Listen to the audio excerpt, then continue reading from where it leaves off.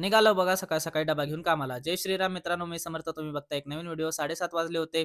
तर आईला कितीही नको म्हणलं तरी सकाळी सर्वात आधी उठून डबा रेडी करून देते म्हणलं, हेच असतं प्रेम आईचं. दोन्ही घोडे थांबले होते. आलो होतो आपल्या पॉइंटला. दादा लोकं भेटले होते. हे दादा जरा खूपच लाजत होते व्हिडिओमध्ये यायला. त्यानंतर विशालनी आणि मी येऊन नाश्ता करून घेतला. विशाल गेला गावाकडं. छोट्याला पडली मुंबईची ट्रिप. त्या मोठा घोडा घेऊन गेला तो. तर सगळे मित्रबंधू आम्ही बसलो होतो मित्रांनो. तर लवकरच आपले ऋषीभाऊ दिसतील तुम्हाला मंडपात. छोट्या घोड्याला घेतलं. 4 वाजताची आपली अपॉइंटमेंट होती. तर आपल्या गाडीची पासिंग आली तुम्हाला तर माहितीच आहे आणि पासिंगसोबत सीएनजी टँकची सुद्धा पासिंग आली होती. ते पण रिन्यू करून घ्यायचं होतं आपल्याला म्हणून आलो. टँक वगैरे हे बघा रिमूव्ह केलेलं आहे.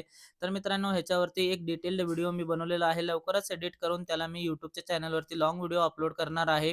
तर ते व्हिडिओ बघायला विसरू नका आणि असेच इन्फॉर्मेटिव्ह व्हिडिओ लवकरात लवकर आपल्या चॅनलला दिसतील तुम्हाला. तिथं जाऊन चेकआउट करायला विसरू नका. तर गॅरेजला आलो होतो बघा मित्रांनो एका टू व्हीलरवाल्यांच्या चुकीमुळं आपल्या विशाल भाऊची गाडी बघा ठोकली होती. किती मोठं नुकसान झालंय. पण सर्वात महत्त्वाची गोष्ट म्हणजे आपले विशाल भाऊ एकदम आनंदी होते. ते म्हणले, "चला, ह्या तर गोष्टी होतच राहतात. इन्शुरन्स कशासाठी असतंय?" मित्रांनो, आपल्याला पॉझिटिव्ह राहणं खूप महत्त्वाचं आहे. इन्शुरन्स असते तोच रिन्यू करून घ्यायचा आणि हसत-खेळत अशा होणाऱ्या संकटाला सामोरे जायचं. हे तर आपल्या आयुष्यात चालतच राहते.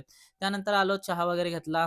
तर चव्हाण दादा, विशाल आणि अमित भाऊ आम्ही सर्वांनी येऊन चहा नाश्ता केला थोडासा आणि निघालो घराकडं. मित्रांनो, चला तर व्हिडिओ कसा वाटतंय नक्की कमेंट करून सांगा.